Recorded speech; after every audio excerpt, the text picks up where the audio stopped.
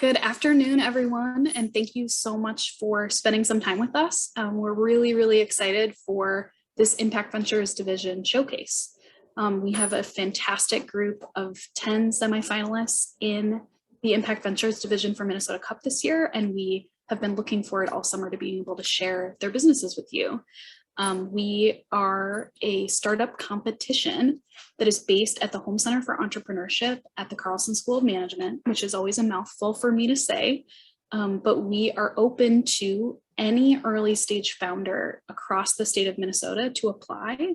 And we work really hard to bring together an incredible number of resources via financial support, volunteer expertise, mentors, and we just want to extend a huge thank you to the Carlson Family Foundation, Target Accelerators, and Impact Hub for making all of this possible. Without the financial support and the network and support from all of our judges, all of our mentors, and the folks that show up and surround these semifinalists, we would not be able to do what we do and offer it to these companies for free.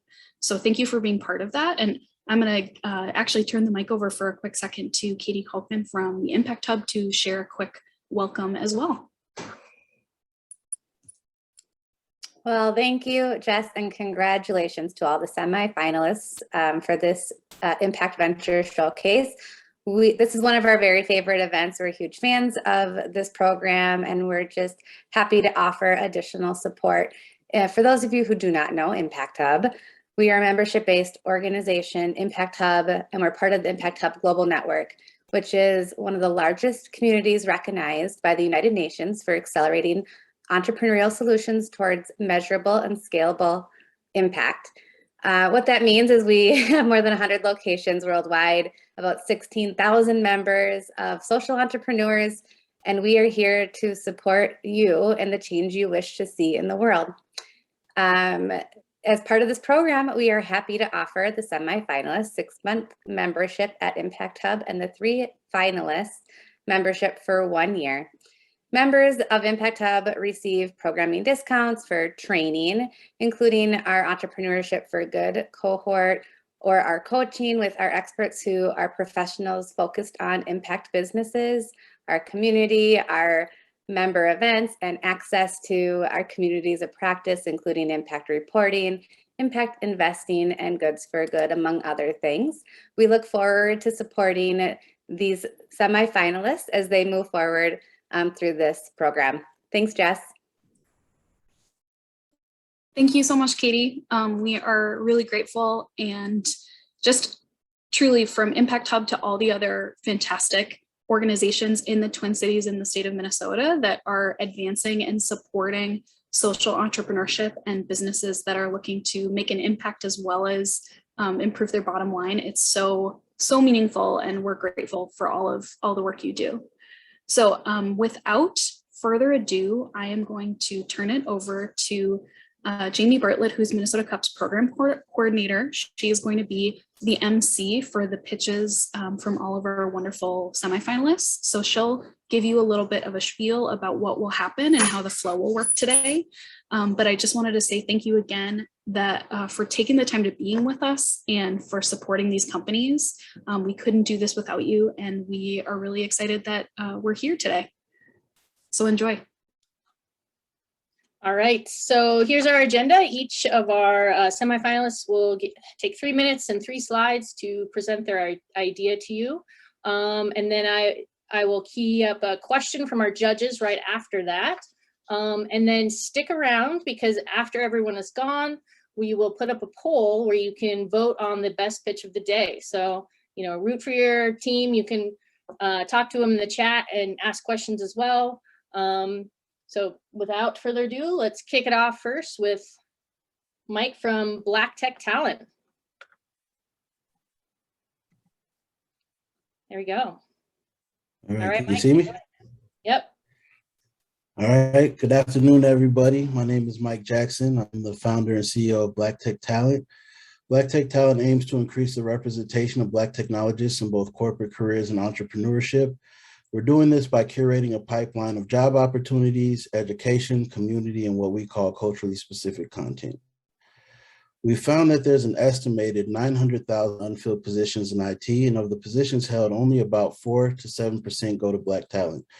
This means that out of almost 1 million jobs, Black people can look forward to 63,000.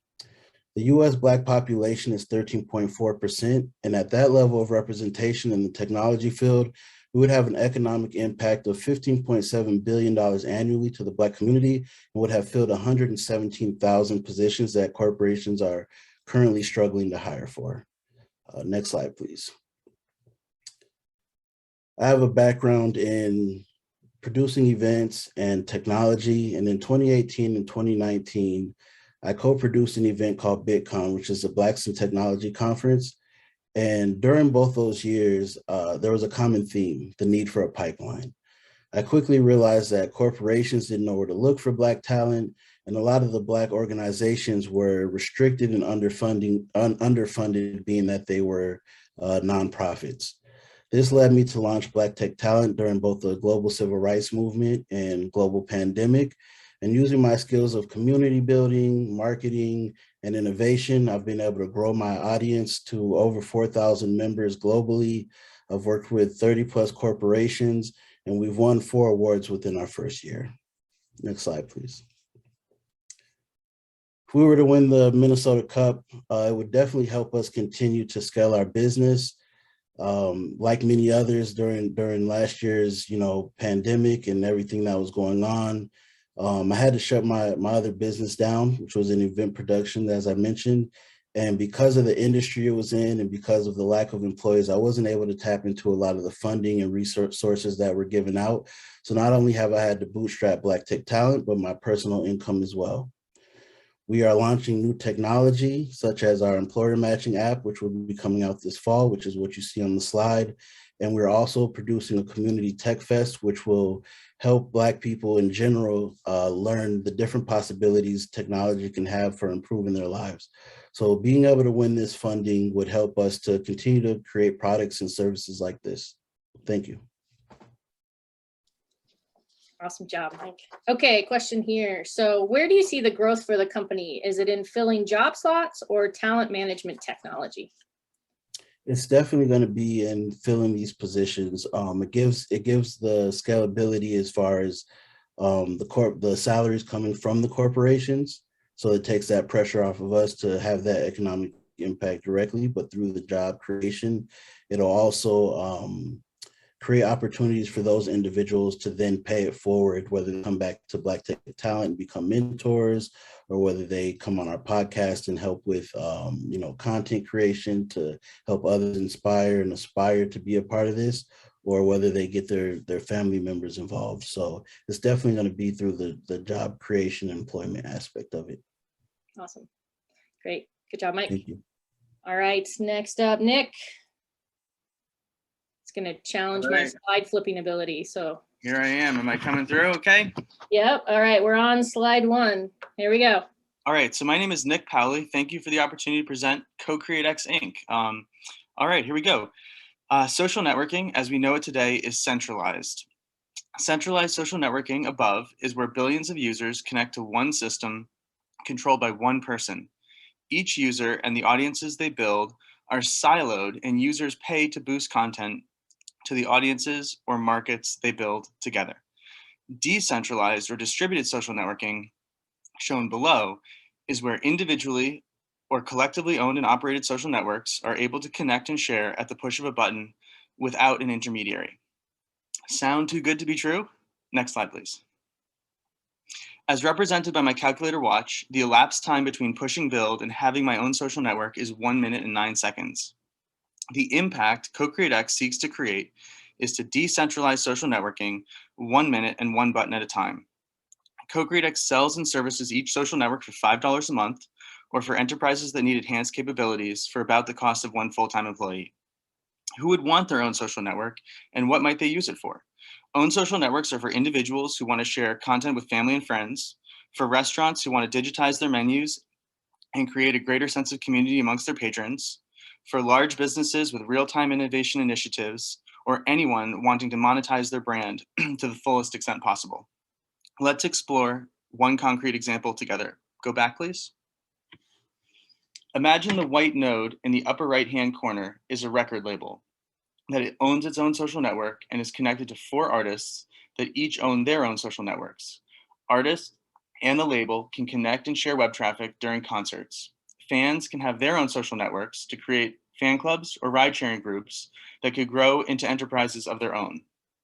Imagine decentralized resource locators, imagine decentralized supply chains with retail endpoints, or cooperative nonprofit and public service entities that transcend competition by sharing web traffic to create perfect ecosystems.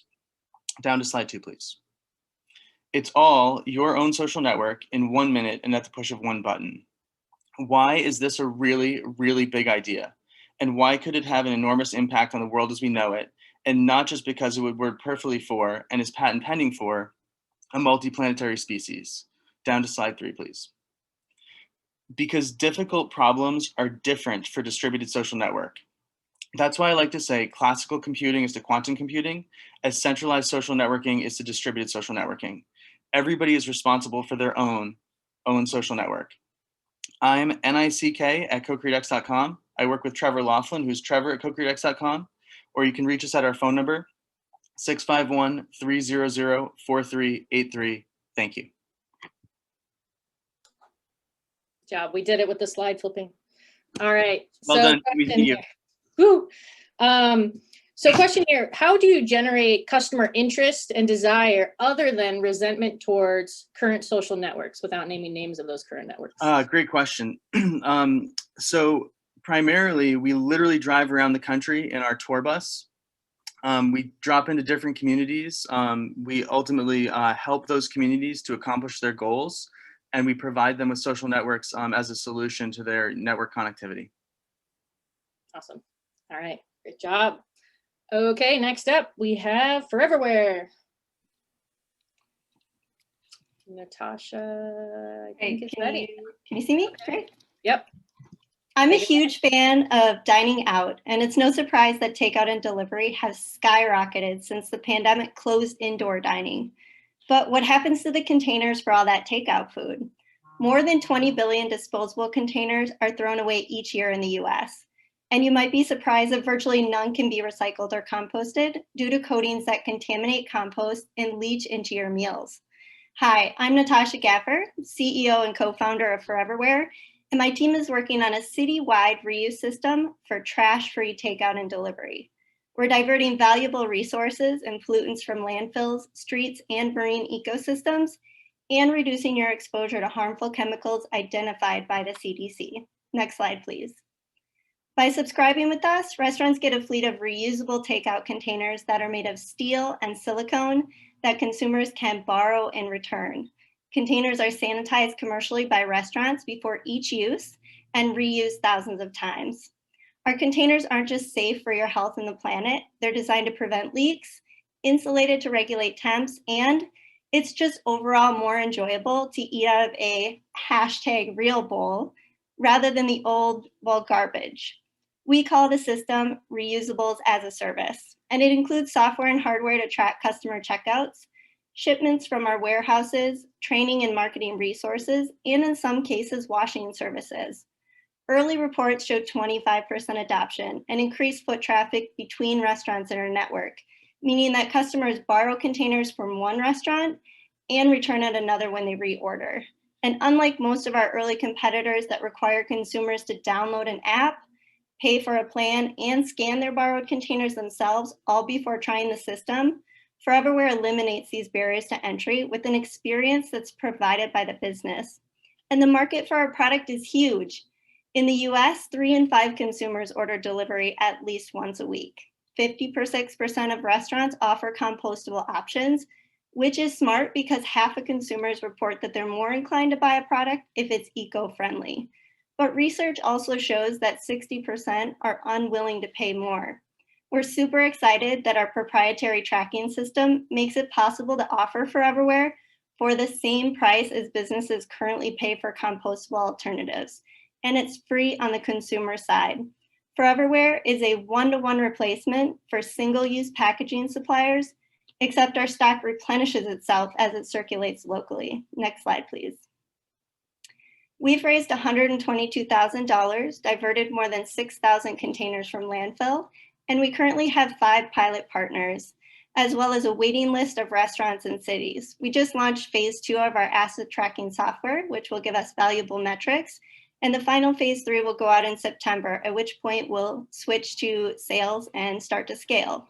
Investors and cafes, please visit our website and reach out to us at hello@foreverware.org. Thank you. Just got it in time there. Okay, so by far the judges asked, how do you get customers to return the stuff? So our restaurants check out the containers to a customer using their phone number. We send them a text message and let them know when it's about time to return it. So we give them about 2 weeks to do it. We see our competitors with return rates as high as 98%. Well, higher than that even. Awesome. All right, great job. Okay, next up, Gen Equity, Dion. Hi, everyone. Can you hear me? Yes. Awesome. Take it away. Yes, thank you. Hi, I'm Dion Gums, founder and CEO at Gen Equity, a financial technology company developing a smarter banking and financial management solution to help more small businesses and solopreneurs improve financial performance, manage business health, and get faster access to funding through one central data-driven business hub. 2020 has put a spotlight on the unique financial needs of businesses and what can happen when they're not met. But even before then, it was clear that the old way wasn't working, with 65% failing due to financial mismanagement and 82% failing due to poor cash flow management. In fact, the typical small business has less than 1 month of cash on hand, and as a result, they need a loan and they need it quickly.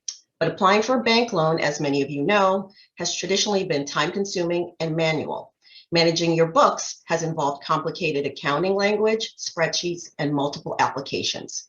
It's costly, it's time-consuming, and business owners already time-constrained are left to wade through endless applications that don't speak to one another and products that are meant for larger companies.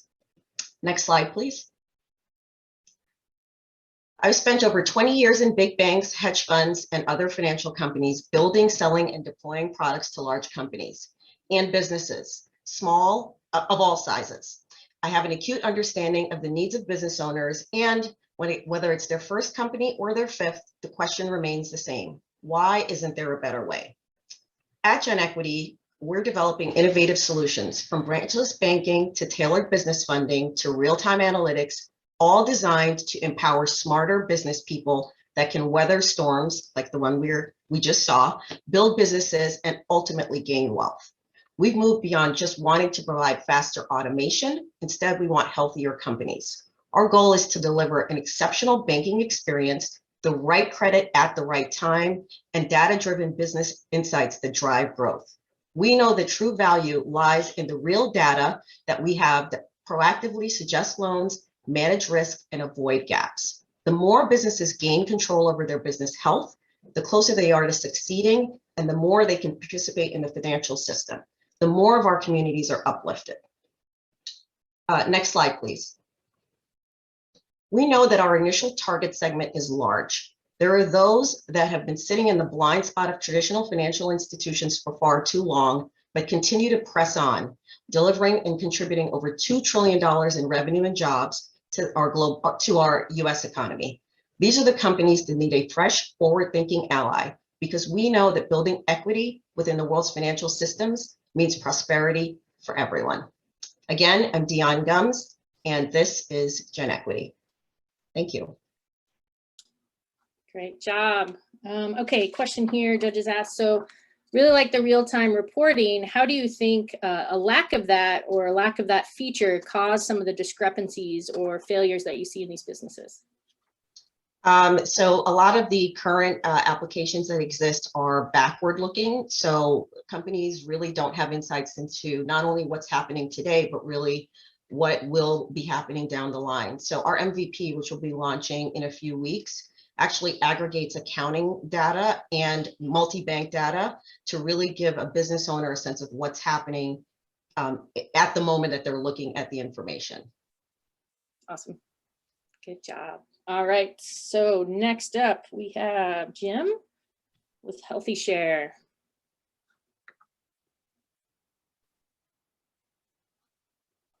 And see you. There we go. Yep. All right. Take it away. Thanks, Jamie.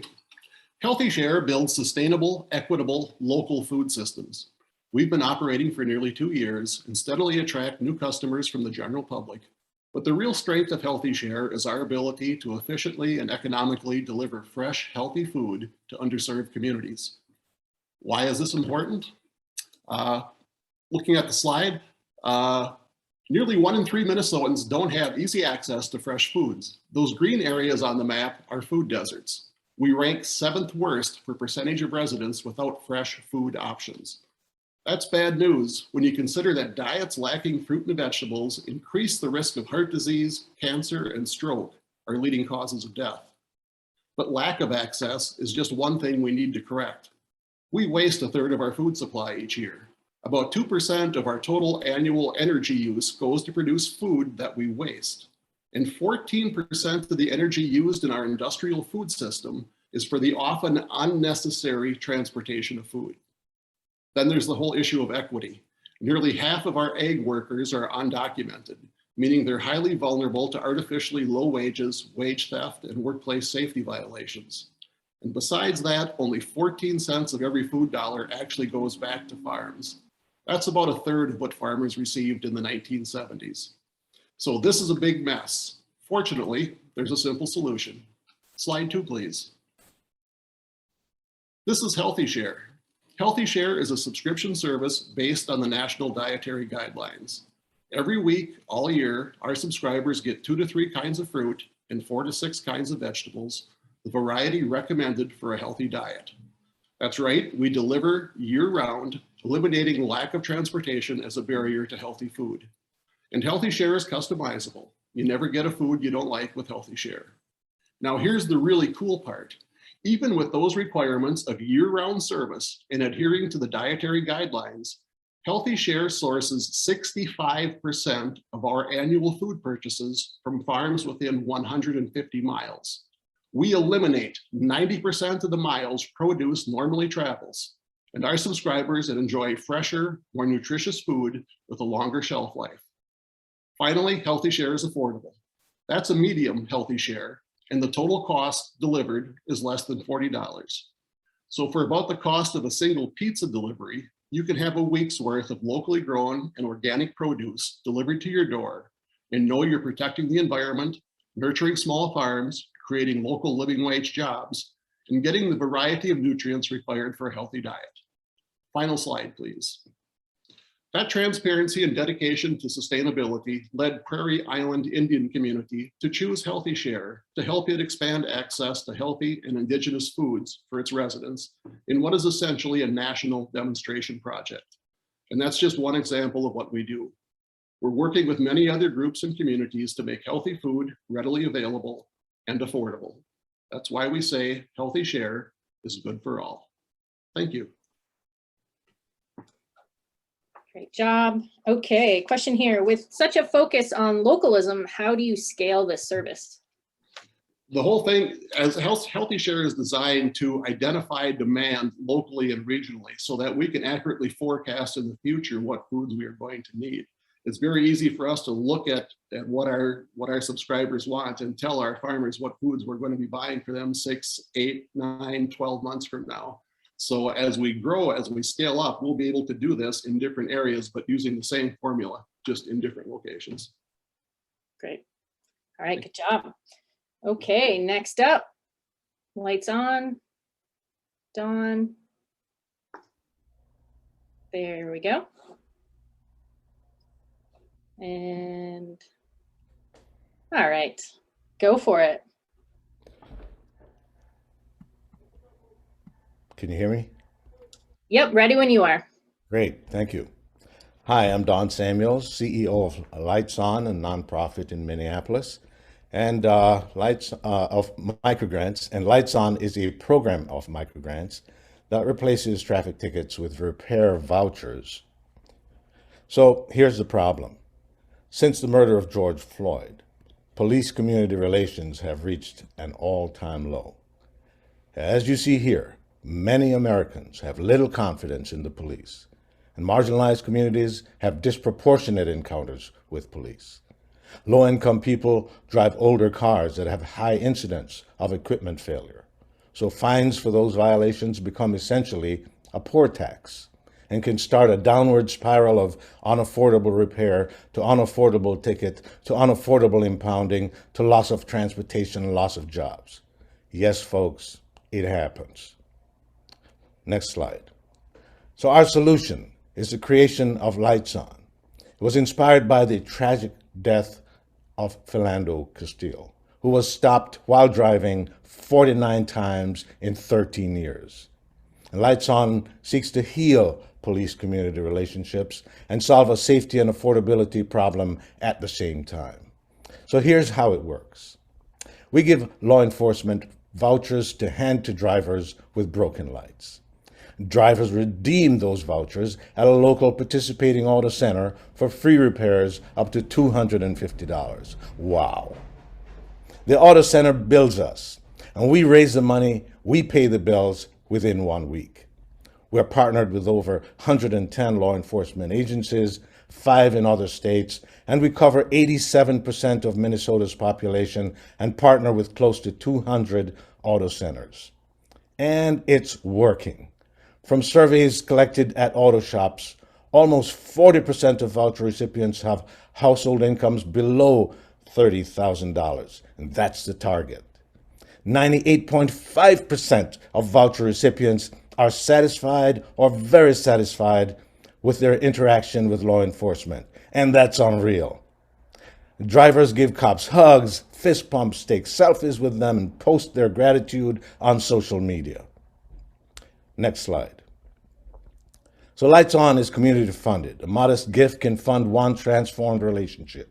We want to bring this healing from coast to coast, but as a nonprofit, we need funding from the community to make it real. So visit our website and donate, and reach out with any questions. Follow us on social media. And to paraphrase a famous quote, don't curse the darkness. Let's fix the light. Thank you. Awesome, Don. That's great. Here's your question. Since the program is based on donations primarily, what's your plan for long-term sustainability? Well, Lights On, it turns out, is a very awesomely attractive concept to the funding community. And in fact, we haven't really done any fundraising, and yet we've raised a couple $1 million, over $2 million. And we've had people giving to Lights On without solicitation, just hearing about it. An article gets written in the paper, and we get funding coming in. People tell their friends about it, we get funding coming in. The Vikings came on board, and so and they're introducing us to other NFL teams and to the NFL Central. So the funding is really not the problem. The challenge. This is community funding, and as you can see, we get an average cost of online community donation is $108. So we have people giving $12, and we have people giving $1 million. All right, great. Good luck. All right, next up, we have Kristen from Rethink. You guys hear me okay? Yep, sounds good. Take it away. Cool. Hi, my name is Kristen McCoy, and I am the founder of Rethink Tailoring and Sewing Lounge. So I want to take a little time to talk about the fashion industry. First off, the fashion industry is responsible for 10% of annual global carbon emissions, and that's actually more than international flights and maritime shipping combined. It's also a top polluter, second only to the oil industry, and on average, each American throws away 82 pounds of clothing every year. Last but certainly not least, the labor conditions in the fast fashion industry are unacceptable. So on April 24th, 2013, the Rana Plaza garment factory collapsed. This garment factory produced for companies like Children's Place, JCPenney, Walmart, among others. And the garment workers in this factory had told management that the cracks in the building had become so big that they could actually put their hands all the way through them. So they evacuated everybody, but then they forced everybody back the next day with threat that they wouldn't get paid at the end of the month. That day, the building fell down and 1,134 people died. So now I want to talk about what we can do to work to fix this and how we can rethink the fashion industry. Next slide. There are so many ways to start building a more sustainable and ethical wardrobe, and our mission at Rethink Tailoring is to make that even that much easier. And also at the same time to keep as much from the landfills as possible. So we provide 3 services at Rethink Tailoring. We will tailor and mend pre-loved garments only in order to keep them out of the landfills. We can teach you how to do it yourself. And we also sell locally made upcycled goods, many of which are actually upcycled from damaged garments that are collected from the community. And this jacket that I'm wearing, if you guys can see it, this was actually upcycled from 5 pairs of damaged stretch denim. So we actually opened one day before the pandemic shut everything down. So while our first year didn't quite go as planned, and we had a very, very, very small staff, we were still able to keep 2,500 pounds of waste out of the landfills. Next slide. So now I want to talk about what's possible. So the jeans in the upper left-hand corner, I think a lot of people would probably assume that those are a lost cause. I happen to disagree with that, and that's something that I can fix for you, or I can teach you how to fix yourself. The plaid shirt was a sentimental piece from a client that he brought it in because he brought it to a party, he wore it to a party, and his buddy thought he was too buttoned up, so he thought he would help him out and accidentally ripped the buttonhole out. So I repaired that with a technique I've dubbed thread painting. This vintage green lace dress, as she put it, she hulked out at a wedding dance, so I needed to creatively repair it, but also rethink the dress to prevent it from happening again. And then my favorite sentimental piece is this red blazer. This was her grandfather's blazer that she wanted upcycled so she could wear it to his memorial. So I was so happy to be able to keep those memories going. We also make it easier for people to shop secondhand because we can update them for them. We can let garments out sometimes as much as 12 inches, and we provide a way for people to shop their own closets. So not only are we able to rethink the fashion industry, but we're actually able to reshape the fashion industry. If you guys want to know more of what we're doing, we're on Facebook and Instagram at Rethink Tailoring and in South Minneapolis. Great job. Okay, question here. Hands-on and maker businesses are really great locally, but how do you scale this nationally? That's a good question. So right now we're in phase 1 of our expansion of scaling. So I was actually just doing the tailoring and upcycling out of my home, and then moving into the storefront was the first phase. So that as one person, I can only do so much. And if my mission is really to keep more and more out of the landfills, then I need to teach other people and start raising my upcycler and mending army. Obviously year 1 didn't quite go as planned. So we have dubbed August of 2020 or 2021 our reboot month. And then there's going to come a time where we need to actually expand and make more room for our classes. And also our tailoring. But then our 5-year goal is actually to partner with another organization that we could have our a warehouse where we can help train people transitioning out of homelessness, and we can work with an organization that can help with wraparound services.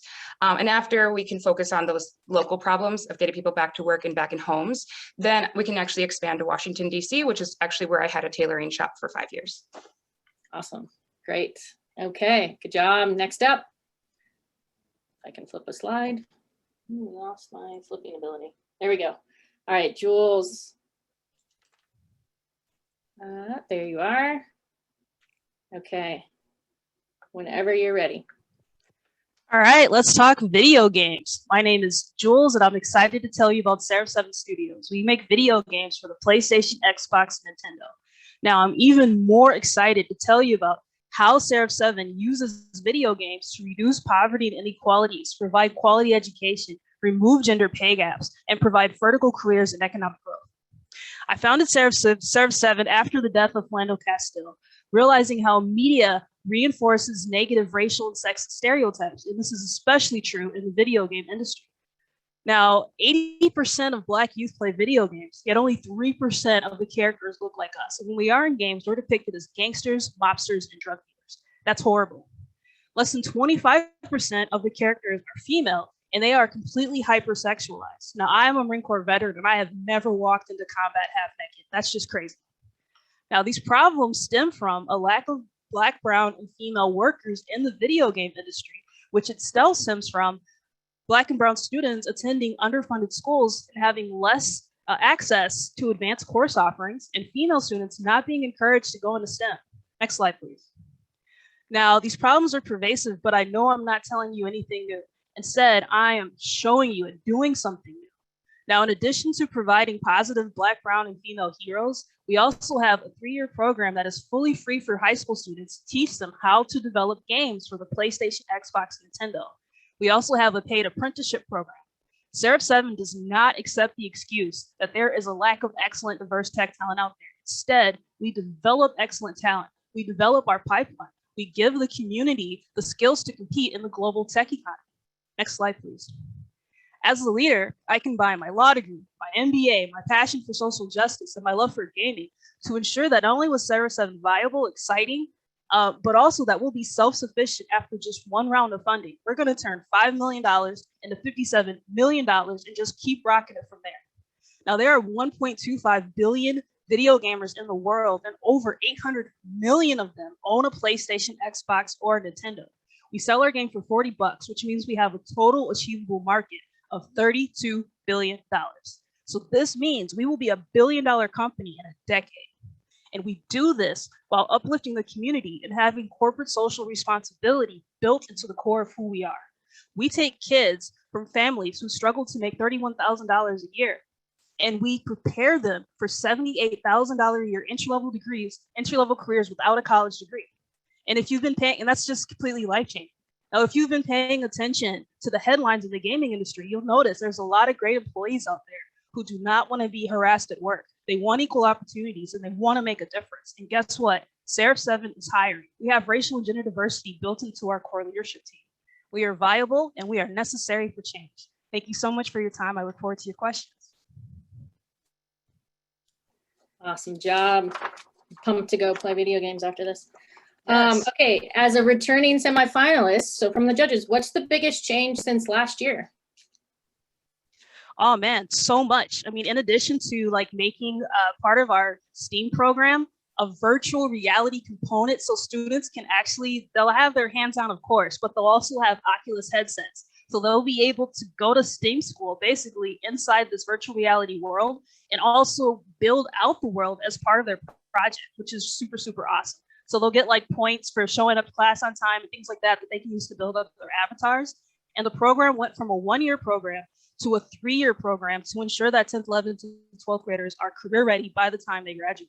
So upon last year, I was able to pay the education team to get started, and they've done so much work in just 12 months getting this STEAM program up and going.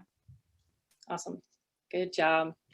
Okay, next, our last presenter of the day, Yard Homes. So Nicole, there you are. Can you see me and hear me? Yeah, I can. All right, take it away. All right. Well, hi, I'm Nicole Damer. I'm the founder and CEO of Yard Homes Minnesota. Our mission at Yard Homes is to create more homes for more people in more places. I probably don't need to tell you that we're facing a housing crisis, and we at Yard Homes think that our prefabricated, tiny, and not so tiny homes are a part of the solution. You can flip to the first slide. First of all, we are focused on a great product. We offer a fully designed, engineered, single point of contact home purchase process for our customers. As many of you know, building something or even just remodeling something is a pain. It takes forever, it's messy, you really don't know what it's going to cost at the end, and sometimes it tends to ruin a marriage. So we do the work for you. We give you a simple set of choices, 2 basic finishes, packages, and a way better experience. And the real kicker of this is that these can be installed in your backyard in a matter of weeks, not months. This slide actually shows some of the images of our existing units. You can flip to the second slide. So what is the market for these? It's actually huge. The fastest growing segment of households are singles over 55. It's our moms and our dads.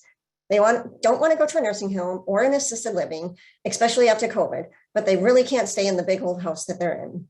So going to the backyard in a cottage, maybe a granny flat, an ADU is a great option. Close enough, but not too close. And it doesn't stop there. There are a ton of other folks looking for housing. There's young people coming back from college, hip millennials that are burdened with a lot of student debt, multi-generational families, it's teachers, nurses, school clerks, you name it. But a big segment of our need is our veterans. And that's where our Y Help program comes in. That's where we do all the work. If you let us lease a small part of your backyard for 10 years, and if you commit to house a homeless vet in that yard home, after that 10 years, that unit is yours for free. You could keep it, you could rent it out to someone else who is low income, maybe you give it to mom or dad or an adult child. We hope that many people will continue to give back and keep it an affordable unit. But even at the end of the day, it's more units of housing, and that's progress in our minds. If you can flip to the third slide, please. And where can these cute, high quality small homes go? Actually, there's a lot of places. Across the metro, there are 19 cities that allow ADUs. And across Minnesota, there's 25 jurisdictions. Our parcel by parcel data actually says that that's about 250,000 eligible lots. And to put that into perspective for you, there are about 2.2 million occupied housing units across Minnesota. So our solution potentially could add 10% more inventory, and that's a huge opportunity. This slide here actually shows a residential lot in St. Paul, and you can see all the empty backyard spaces, and we penciled in where you could be adding 5 additional units on just 14 lots. And then in addition, there's another screen here that shows the whole cluster development approach. And this one, that's 5 units on an oversized residential lot around a cute little garden space. And this is an actual project that we're working on right now with a wonderful mother and daughter owner. And it's totally possible under current existing zoning. We think there are a ton of places where we can make a difference and that you can be a part of that. So come be a part of the Yard Homes dream and get your yard home now. Thank you. Great job. Okay, question here. And you kind of answered it in the last one, so I always hate asking a repeat question, but what's the market potential? How many people will want to actually put one of these units in their yard or space? Well, we think that the market potential is rather large, and that's based on just what we're seeing across the country. So Minnesota tends to be a slow adopter of building technology, but the East Coast and the West Coast are seeing triple and quadruple applications for accessory dwelling units out in California and Seattle, and on the East Coast in Virginia and Boston. So we think that as time progresses and people start to see this actual type of housing in somebody's backyard, and they see that it's beautiful and it's compact and it's easy, that we'll start to see the same level of traction happen here in Minnesota. Awesome, great, good job. All right, that's our last presentation of this division. So now I'm going to launch a poll for the audience. Here we go. And you can vote on the best pitch of the day. Jess is giving you some music. Nice.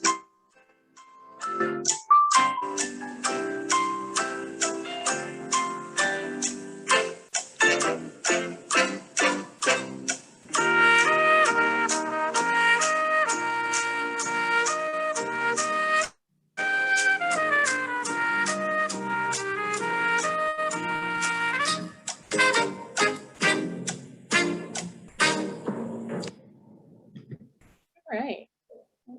We'll probably give you guys a Go ahead. I'll let you talk. Okay. We're really so we'll give you a couple more seconds. There's a couple companies that are just, separated by 1 or 2 votes. So please get your choices in there if you haven't already.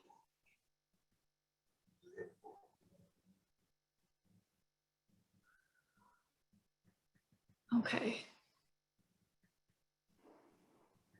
Give you another 2 seconds, then we can probably close it.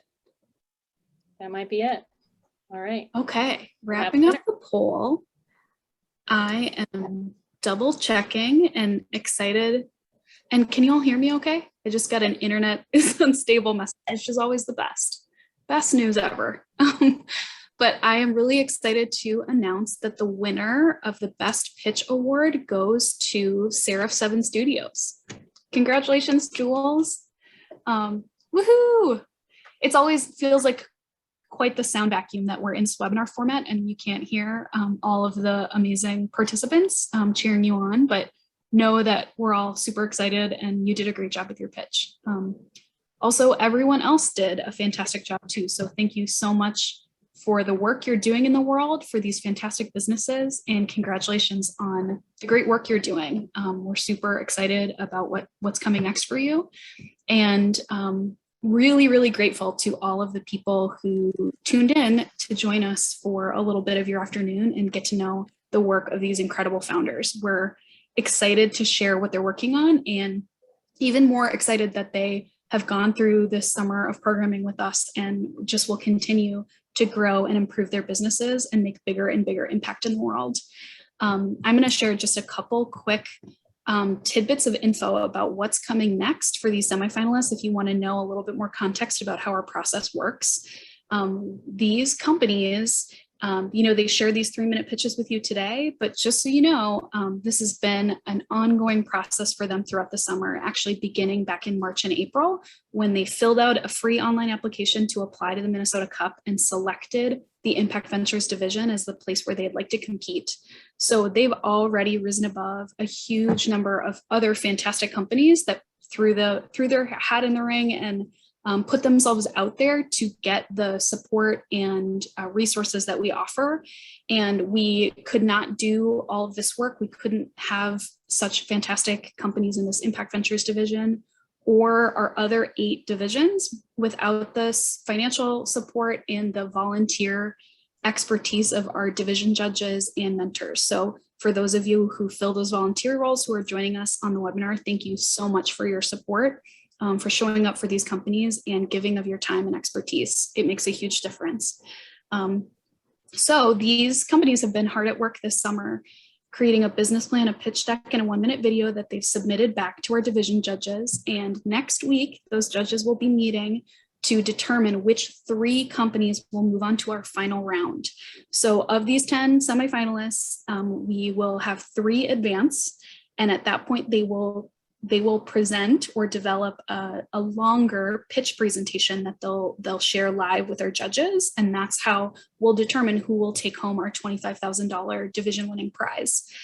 So there's more to come. There is significant capital and resources still at stake for these companies. So please continue to follow along. Look for the announcement of our finalists that will be live next week. Stay tuned, and if you are not already, please visit mincup.org, mncup.org, to sign up for our mailing list. That is the best way to stay posted, to know sort of what's happening with these businesses and how you can continue to support them and attend our events. So what will be happening for the next month and a half will be behind the scenes once again, but these companies will continue to work hard and hopefully be supported by this fantastic community across Minnesota. And then also please hold the date for Monday, September 20th. That's when we'll be hosting our live award ceremony where we'll share more pitches of our division winners and runners up, as well as award the remainder of our prize money to these fantastic entrepreneurs. We're looking forward to giving away over $400,000 of prize money in 2021, taking no equity in exchange, which again is all made possible thanks to the community contributions and financial support of some amazing corporations and grant-making organizations. So way more to come, and a lot has been done, and we're just happy to be here doing this work with you and to support these Minnesota entrepreneurs. So I think that ends my spiel, but we again appreciate your time and support and look forward to seeing you in September. Have a great rest of your Wednesday. Bye, y'all.